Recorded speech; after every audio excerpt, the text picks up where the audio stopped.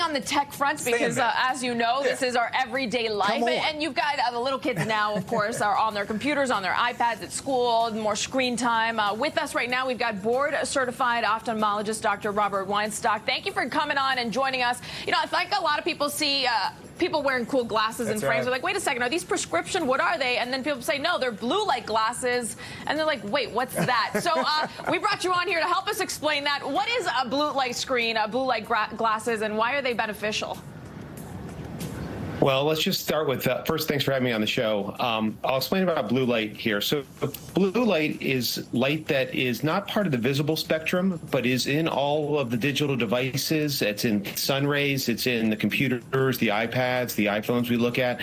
And that light, it blocks melatonin release in our body and does some other harmful things. So it's important to limit blue light, and that's why there's different devices now that and different companies that support blue light blocking lights so we don't expose ourselves to that toxic light. Okay, I know that you guys, along with United Healthcare, you've been collaborating with Eyesafe, about $80,000 in donations across 4 Montgomery County schools. I'm holding some of these protectors. You see them so the glass doesn't break, but these actually have what you would call Eyesafe, right? It's this product that would avoid the blue light from transferring. How exactly do these work? I'll pull them out now, but also, like, if you're wearing the glasses, how does that work to prevent the melatonin that you're talking about from secreting?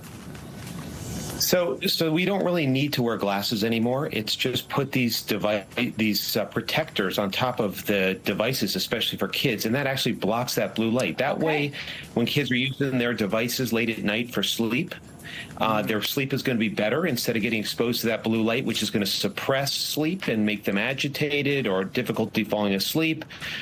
You know, trouble concentrating the next day. So it's really important to have all devices that we use, especially ones close to our face, like iPads and computers and phones, to have these protectors built in that have blue light protection. This company, Eyesafe, makes such a device, makes covers and screen covers, and soon will be built into all products as well. They're the leading company that manages blue light and helps us protect kids and other people from blue light. We're seeing one of these screens that you would put this film on, like, say, an iPad or your computer monitor. It makes sense. You don't need the glasses. If you just put this on the device, you don't have to think about where's your glasses because the device is already covered with this film. So these are things that, of course, keep in mind, as you say, especially for the young kids who maybe are getting more screen time than we think of at school and places like this. And with that collaboration with those schools, then the screens already have that. How cognizant should the everyday person be? I'm sure as an ophthalmologist, you see us out and about in the world saying, oh, my God, the things they're doing with their eyes.